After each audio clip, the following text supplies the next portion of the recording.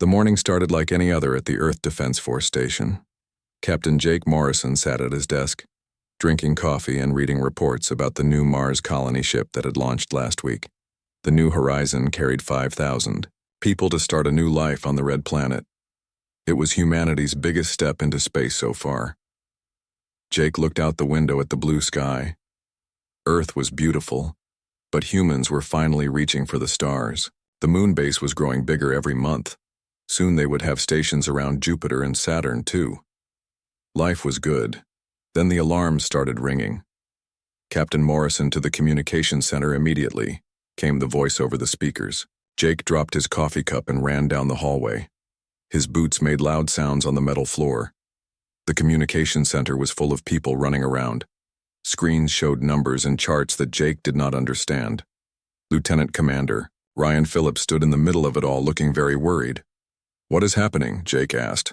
Ryan pointed to the big screen on the wall. "Sir, we are getting a signal from space. It is not from any of our ships or stations. The signal is coming from beyond the moon." Jake felt his heart beat faster. "Are you sure it is not one of ours?" "Yes, sir. The technology is completely different. This is not human technology." The screen showed a picture of space near the moon. At first, Jake saw nothing unusual. Then Ryan pointed to small dots that looked like stars. But these dots were moving. "How many?" Jake asked. 12 large objects, sir. Each one is about the size of a city. They appeared 3 hours ago." Jake stared at the screen. 12 alien ships near Earth's moon. This was the moment humans had wondered about for hundreds of years. First contact with aliens. But something felt wrong about this. "What does the signal say?" Jake asked. Ryan's face was pale. "You need to hear it yourself, sir." The room became quiet. Ryan pressed a button and alien voices filled the air. The words were in perfect English, but the voices sounded strange and cold. "People of the third planet. This is Commander Vextar of the Zephyrian Empire. We have come to your system as part of our expansion into this sector of the galaxy. Your world has been selected for evacuation." Jake felt cold inside. This was not the peaceful first contact that humans had hoped for. The alien voice continued. "You will surrender your world immediately.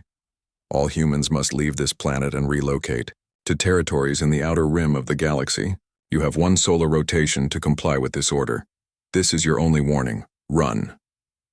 The message ended. The communications center was completely silent. Everyone looked at Jake, waiting for him to say something. "Get me Admiral Sullivan right away," Jake said. His voice was steady, but inside he was scared. 10 minutes later, Admiral Kate Sullivan appeared on the video screen. She was in her office at Stellar Command headquarters. Her gray hair was pulled back and her blue eyes looked serious. "Jake, tell me this is some kind of joke," she said. "I wish it was, Admiral. We have confirmed 12 large alien ships positioned near the moon. They are demanding that all humans leave Earth within 24 hours. Admiral Sullivan was quiet for a moment. Then she said, "I am calling an emergency meeting with the President. How big are these ships?" Ryan stepped forward. "Admiral, our sensors show each ship is approximately 10 kilometers long and 3 kilometers wide. That makes them larger than Manhattan." "And our fleet?" Jake knew this answer would hurt. 6 patrol ships and 2 old cruisers, Admiral. All of our ships together could fit inside one of theirs." Admiral Sullivan closed her eyes. When she opened them, she looked older. "I will contact President Blake immediately. In the meantime, prepare a response to the aliens. We need to buy time."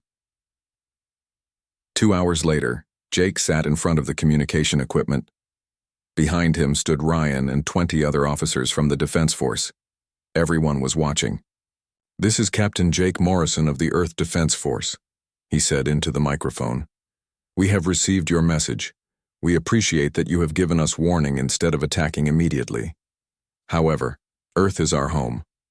We have lived here for thousands of years. We respectfully decline to abandon our planet. We hope we can discuss peaceful ways for both our peoples to exist in this system." Jake finished speaking and turned off the microphone. Now they would wait for the alien response. It came faster than expected. The alien voice was the same, but now it sounded angry. "Humans of Earth, We offered you mercy. We offered you life. No species in 3,000 years has refused our warning twice. You have made your choice. Peaceful coexistence was the warning we gave you. You have chosen war instead. May your gods have mercy on your souls because we will not. The message ended with a sound like metal breaking. Admiral Sullivan's face appeared on the screen again. This time President Harrison Blake was with her. The president was a tall man with kind eyes, but now he looked very tired. Captain Morrison, the president said, how long do we have? Jake looked at the sensor readings. The alien ships were moving closer to Earth. The ships are changing position, sir. I estimate they will be in attack range within 6 hours. President, Blake nodded slowly. Then we have 6 hours to prepare. Admiral Sullivan, begin emergency procedures. Contact all military units worldwide. Wake up everyone who is sleeping. This is not a drill. Sir, Jake said, our weapons are no match for ships that size. What can we possibly do? The president looked directly at Jake through the screen. Captain, humans have survived ice ages, plagues, wars, and disasters for millions of years. We have always found a way. We will find a way now too. Admiral Sullivan added, Jake, remember that these aliens do not know humans very well. They expect us to run or surrender easily. They do not know that humans fight hardest when they are protecting their home. As the alien ships moved closer to Earth, emergency sirens began to sound in cities around the world. Families looked up at the sky, wondering if they would see another sunrise. But in military bases and research centers, people were not looking up in fear. They were looking down at their work, preparing to show these aliens what humans could do when they were cornered. The war was about to begin. High Admiral Corethel stood on the bridge of his flagship and looked at the small blue planet below. In his 300 years of life, he had conquered 47 worlds for the Zephyrian Empire. This would be number 48. The planet looked peaceful from space. White clouds moved slowly over green and brown land. The humans had built cities that glowed with lights, but they were tiny compared to the great cities of the Empire. This would be easy work. Commander Vextar, what is our tactical assessment? The High Admiral asked. Vextar looked at his datapad. Sir, the humans have basic fusion reactors and simple plasma weapons. Their space fleet consists of 8 small ships. Our sensors show they have kinetic weapons that can throw metal objects very fast. This technology is approximately 5,000 years behind our own. Corethel nodded.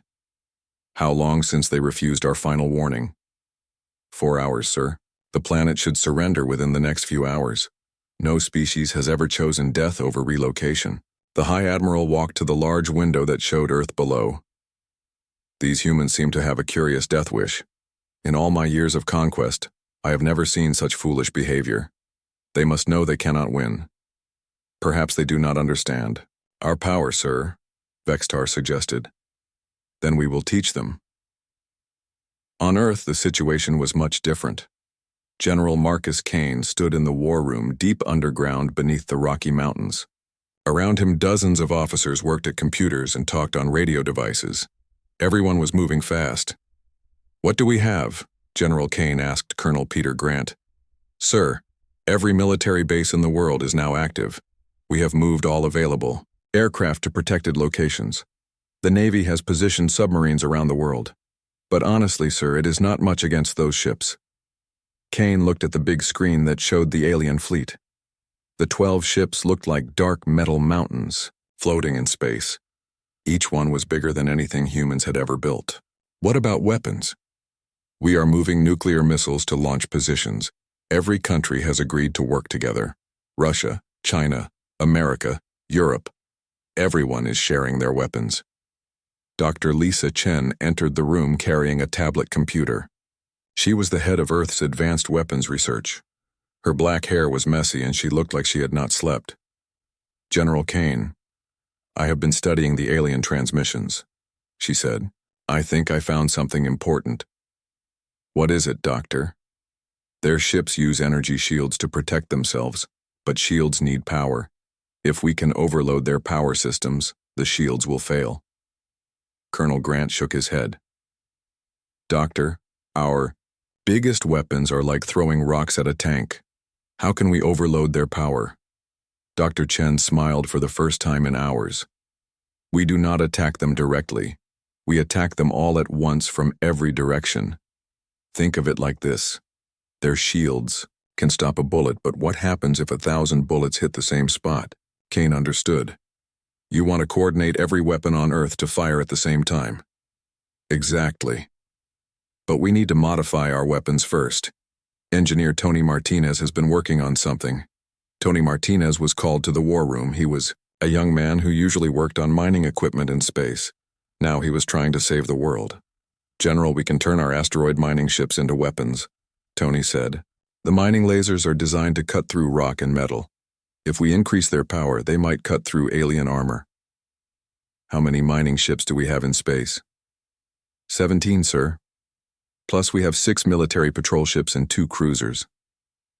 Kane did the math in his head. 25 human ships against 12 alien ships that were each 50 times bigger. It seemed impossible. What else do we have?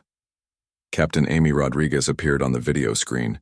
She was commanding the Mars Defense Station, a small base orbiting the Red Planet. General Kane, we have been watching the alien fleet from here. My science officer, Dr. Helen Parker, has been running computer simulations based on their signal patterns. Dr. Parker's face appeared next to Captain Rodriguez. Sir, I think the aliens are using quantum communication to talk to each other. If we can jam those signals, their ships cannot coordinate their attacks. Can we do that from Earth? We would need to modify our most powerful radio telescopes and broadcasting stations. It would take all the power from 3 major cities, but yes, we can try. General Kane looked around the room. Everyone was waiting for his decision. Outside, people in cities around the world were looking at the sky, wondering if they would survive the night. Do it all, Kane said. Modify the mining ships. Prepare the nuclear missiles. Set up the quantum jamming. Contact every military unit on the planet. If these aliens want to fight, we will give them one they will never forget. Captain, Morrison's voice came over the radio from the orbital defense station. General, the alien ships are moving. They will be in attack range in 30 minutes. Kane picked up the microphone that connected him to military bases around the world. This is General Kane to all units. The aliens are coming. Remember, we are not trying to win a fair fight. We are trying to make them pay such a high price that they decide Earth is not worth the cost. Make every shot count. Make them remember that humans do not give up easily. In space, High Admiral Corathel watched his fleet move toward Earth. The human planet looked so small and helpless.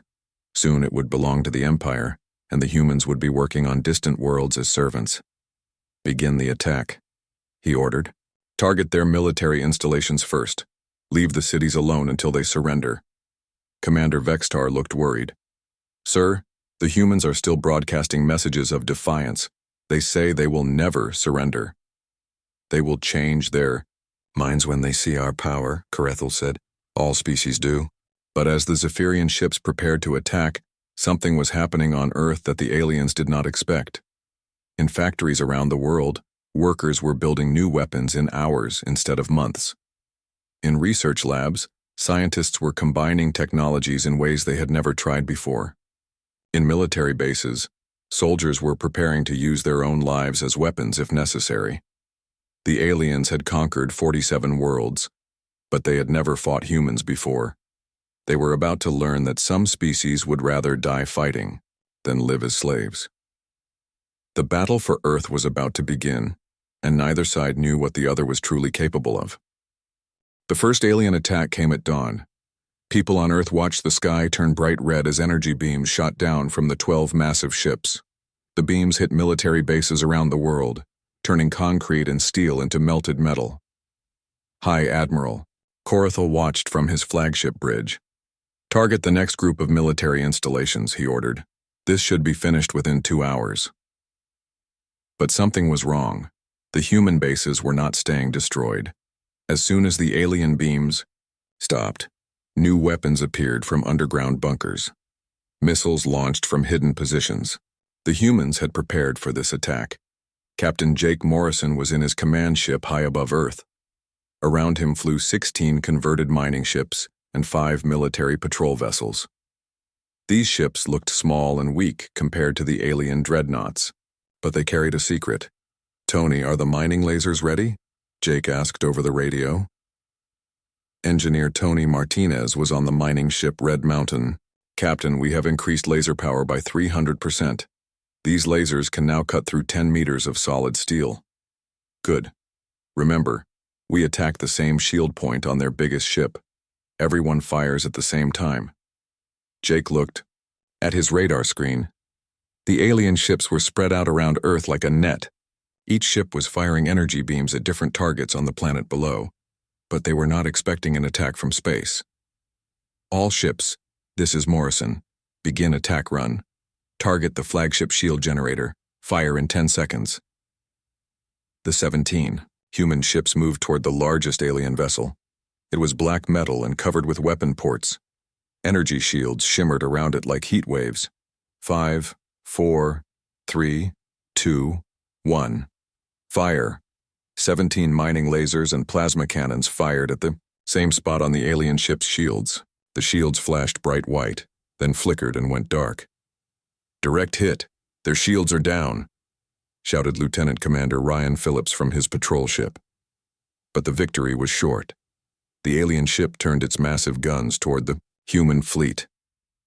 Energy beams as thick as buildings reached out toward the small human ships. The mining ship Blue Ridge exploded in a ball of fire. Then the patrol ship Eagle vanished in bright light. In 10 seconds, Jake had lost 5 ships and 40 crew members. "All ships scatter and regroup," Jake ordered. "Use the asteroids for cover." On Earth, General Kane watched the space battle from his underground command center. "Status report." Colonel Peter Grant looked at his screens. "Sir, Morrison's attack damaged 1 alien ship, but we lost 5 vessels. The aliens are now targeting our orbital defense platforms." "What about the quantum jamming?" Dr. Helen Parker was working at a computer covered with wires and blinking lights. "General, we are broadcasting on all frequencies, but I am not sure if it is working." Suddenly, Commander Angela Foster's voice came over the radio. She was commanding Earth's orbital defense platforms around the equator. "General Kane, this is Foster. The aliens just tried to coordinate an attack on our platforms, but their timing was wrong. I think the jamming is working." Kane smiled. "Good. Now let's show them what else we can do. Activate Strategy Omega." Strategy Omega was the most dangerous plan humans had ever tried. Dr. Lisa Chen had designed it in the last 6 hours. The plan was to overload 3 fusion reactors at the same time, creating an artificial gravity wave that would pull the alien ships toward Earth. "Sir, are you sure about this?" asked Colonel Danny Wright. "If we make a mistake, the gravity wave could destroy our own cities." "Colonel, if we do nothing, the aliens will destroy our cities anyway," Kane replied. "Give the order." In 3 different locations around Earth, fusion reactors began to overload. The reactors were normally used to power cities, but now they were becoming weapons. Scientists watched their instruments as energy readings climbed, higher and higher. In space, High Admiral Corathel was growing frustrated. "Commander Vextar, why are we losing ships to these primitive humans?" "Sir, our intelligence was wrong. Their fusion reactors are not primitive. They are actually more efficient than ours. And their kinetic weapons are not simple metal throwers. They are relativistic accelerators that can punch holes through our best armor." "How many ships have we lost?" 2 dreadnoughts destroyed, 3, more with heavy damage. The humans are fighting in ways we have never seen before. They use their own infrastructure as weapons. They sacrifice their own ships to damage ours. Corathel could not believe what he was hearing. "What do you mean they use their infrastructure as weapons?" "Sir, they just detonated 3 fusion reactors on their planet's surface. The gravity wave is pulling our ships toward their atmosphere. If we cannot break free, we will crash into their planet." The alien ships fired their engines at full power, trying to escape the artificial gravity well. But the humans had one more surprise. Major Susan Kelly was commanding a secret weapon hidden on the moon. It was called the Mass Driver, a magnetic launcher that could throw metal projectiles at incredible speed. "Target the alien flagship," Kelly ordered. Load the tungsten rods. The mass driver was built from old mining equipment.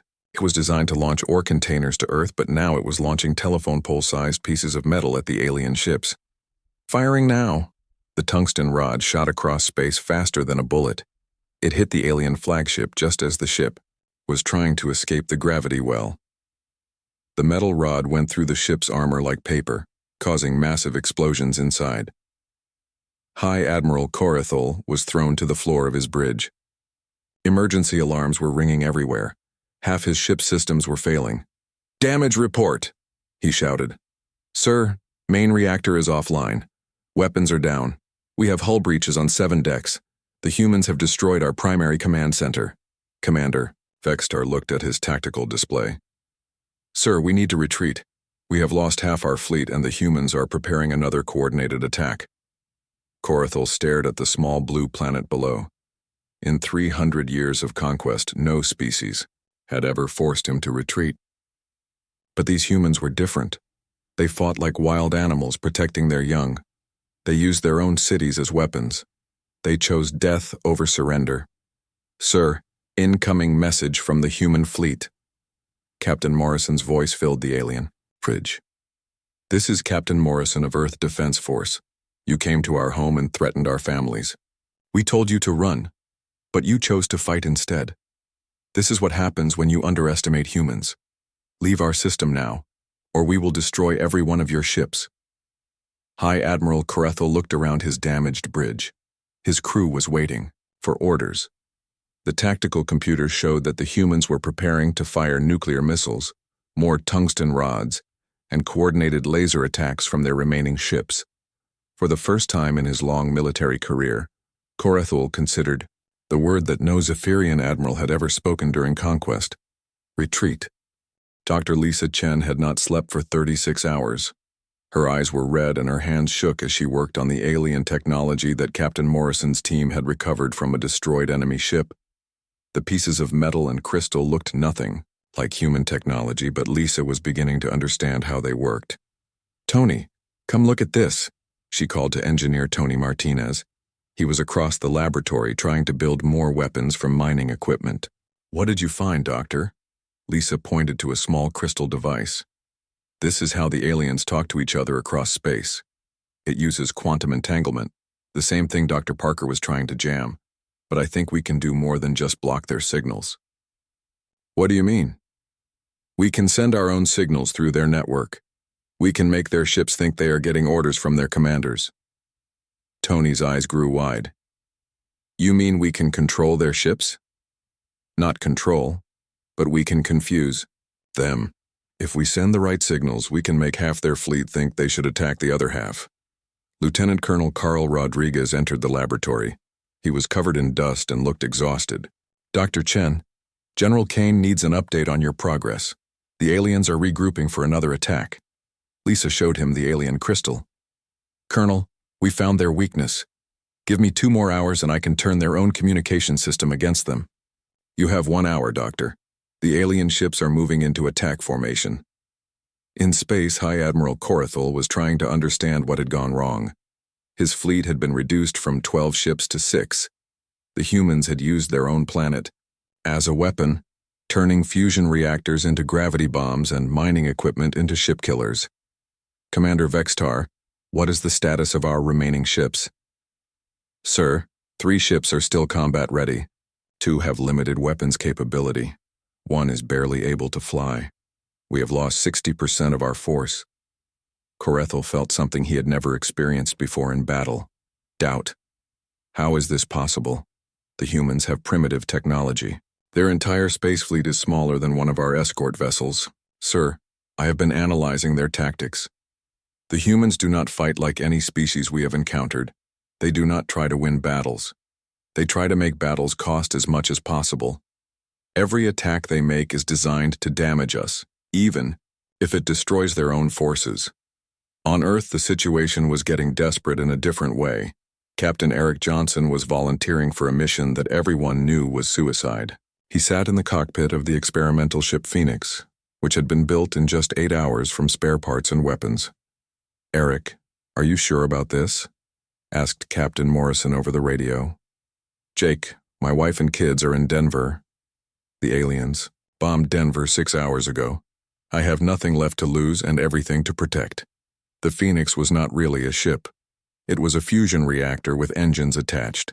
Eric's job was to fly it directly into the alien flagship and detonate the reactor inside their hull. It was a desperate plan, but desperate times called for desperate measures. All ships, this is Johnson. I am beginning my attack run. When the Phoenix explodes, all human ships attack immediately. The electromagnetic pulse will disable their shields for 60 seconds.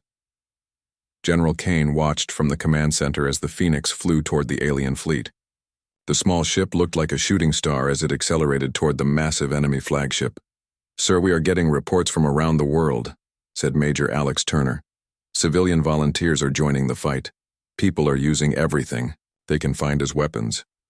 What do you mean? The orbital elevators, sir. The civilians have turned them into giant rail guns. They are launching shipping containers full of metal at the alien ships. Kane could hardly believe it. The orbital elevators were designed to carry cargo from Earth to space stations.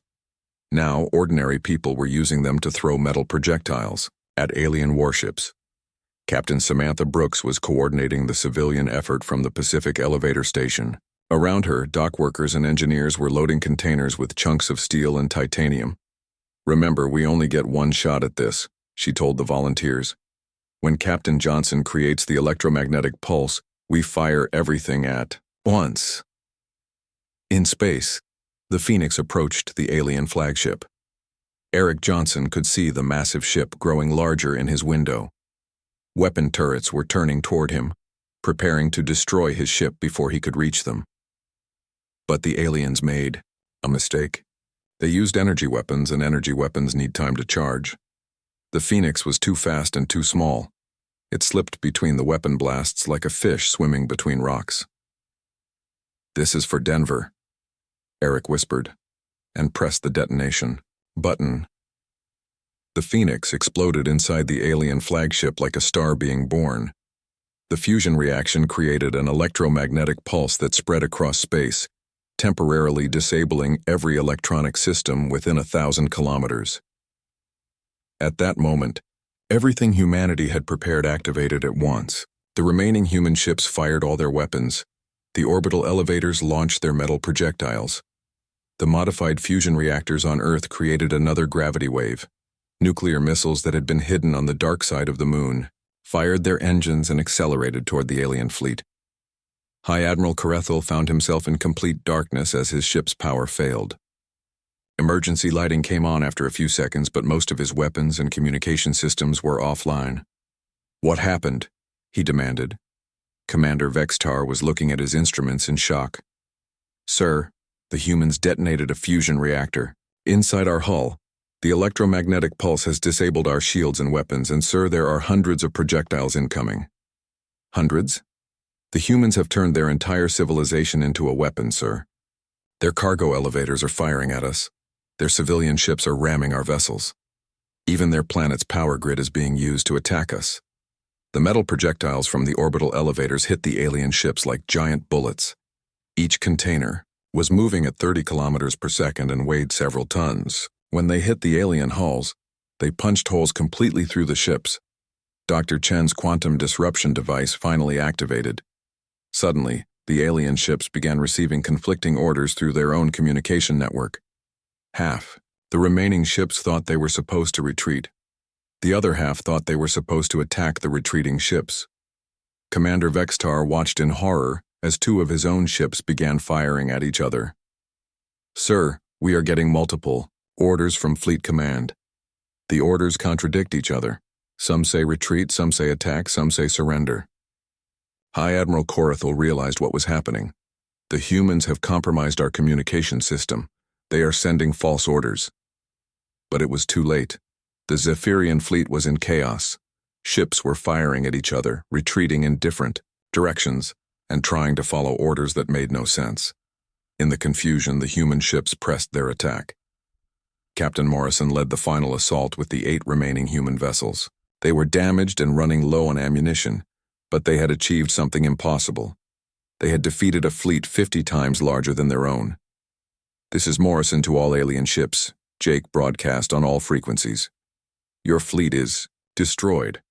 Your flagship is crippled. Your communication system belongs to us. You have one choice left. Leave our system now, or we will finish what you started. High Admiral Corathul looked around his ruined bridge. Half his crew was dead, or injured. His fleet was scattered and confused. The humans had turned his own ships against each other. For the first time in 300 years of conquest, High Admiral Corathul spoke the words he never thought he would say. All ships, retreat to the outer system. Repeat, all ships, retreat immediately. High Admiral Corathul thought the nightmare was over when he ordered his fleet to retreat, but the humans had one more surprise waiting for him. Admiral Kate Sullivan stood in the deepest command bunker beneath the Rocky Mountains. Around her, dozens of officers watched screens that showed the alien ships trying to escape Earth's gravity well. The aliens thought they were safe now, but they were wrong. General Kane, activate Project Damocles, Sullivan ordered. General Kane hesitated. Admiral, are you absolutely certain? Once we activate it, there is no going back. The aliens need to understand what happens when you threaten humanity's home. Do it. Project Damocles was the most terrible weapon humans had ever built. For the past 12 hours, teams of engineers had been placing fusion bombs in deep holes all around Earth. The bombs were connected to a single control system. If activated, they would crack the planet's crust and destroy all life on Earth. Captain Morrison received the message while chasing the retreating alien ships. Jake, this is Admiral Sullivan. Tell the aliens about Project Damocles. They need to know what humans are willing to do. Jake opened a communication channel to the alien flagship. High Admiral Corathul, this is Captain Morrison. Before you leave our system, there is something you need to understand. What do you want, human? Corathul's voice sounded tired and defeated. We have placed nuclear explosives throughout our planet's crust. If any alien fleet ever comes to our system again, we will detonate them all. You can conquer a dead world, but you cannot rule it. Earth will belong to humans, or Earth will belong to no one. There was silence from the alien ship. Then Corathul spoke again, and his voice sounded different. You would destroy your own world rather than surrender it? Yes, Jake replied simply. This is our home.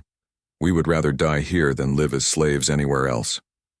Colonel Peter Grant was monitoring alien communications from the command center. Admiral Sullivan, the aliens are talking to each other. On emergency frequencies, they sound scared. Dr. Helen Parker looked up from her computer. Admiral, I am translating their conversations. The aliens are saying they have never encountered a species like us. They keep using a word that translates to insane or impossible to understand. On the alien flagship, Commander Vextar was trying to make sense of what had happened. Sir, the humans have made their entire planet into a weapon. They are willing to commit species suicide rather than accept conquest. High Admiral Corathul stared at the blue planet that had cost him so much. In 3,000 years of expansion, we have conquered every species we have encountered. Some fought bravely. Some were clever. Some had powerful weapons. But none of them ever chose mutual destruction over surrender. What do we do, sir? We leave, and we make sure no one else makes the same mistake we did.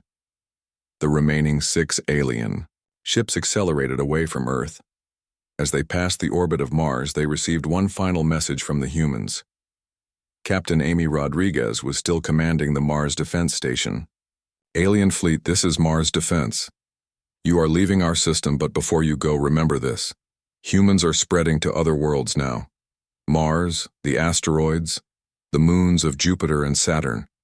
Wherever you find humans in the galaxy, remember what happened here. We defend our homes.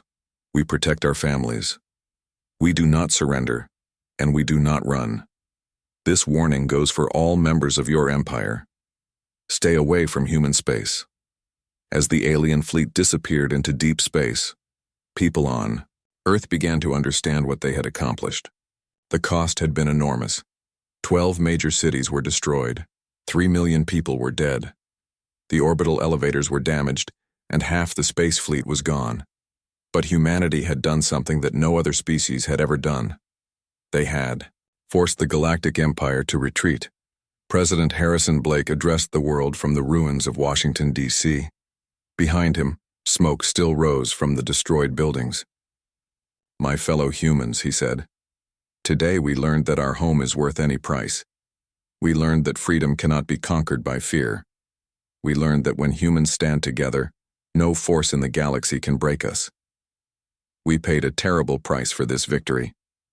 We lost friends, family members, and heroes who gave their lives so that Earth could remain free.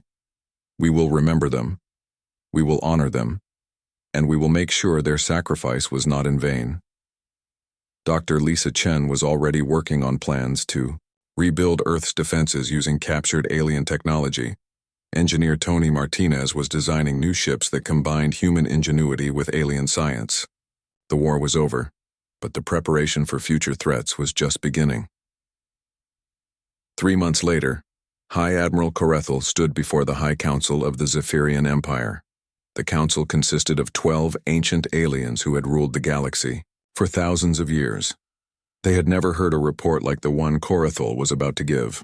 "Honored Council, I must recommend that the planet designated as Terra be placed under permanent quarantine," Corethel said. "The species inhabiting this world exhibits behavioral patterns that are completely outside our understanding." "Explain," commanded the eldest council member. "The humans chose mutual destruction over surrender. They used their own cities as weapons. They turned their entire civilization into a military force. When faced with overwhelming odds, they did not retreat or negotiate. They escalated. What is your assessment of their military capability? Individually, their technology is inferior to ours, but their tactical thinking is unlike anything we have encountered. They do not fight to win battles. They fight to make battles too expensive to continue. They are willing to lose everything to prevent their enemy from gaining anything." The council was silent for a long moment. Finally, the eldest member spoke. "What do you recommend?" "Complete avoidance, honored council. The cost of conquering their world would be higher than the value of the conquest. I recommend we spread word throughout the empire that human space is to be avoided. And if other species encounter them, we warn them. The humans gave us a warning when we first arrived. They told us to run. We should have listened. The official Imperial record was updated that day. Next to the entry for the Sol system, a single word was added. Quarantine. Word spread quickly, through the galaxy. Traders, explorers, and military fleets all heard the same story. There was a system on the outer rim where a young species lived. They were few in number and their technology was primitive, but they possessed something that advanced civilizations had forgotten. They possessed the willingness to die for what they believed in. When merchant ships passed through that region of space, they would look at the small yellow star and the blue planet that orbited it. Some would remember the stories they had heard. The humans had been given a choice: surrender their world or face annihilation. They had chosen a third option. They had chosen to make annihilation so costly that their enemies would rather leave than pay the price. And so Earth became known throughout the galaxy not as a conquest but as a warning. When humans said run, it was wisdom to listen. The galaxy was a big place, but word traveled fast. Soon every spacefaring civilization knew the story of the species that had turned their home into a weapon and faced down an empire with nothing but determination and the refusal to give up. Humanity had taken its first step toward becoming a legend.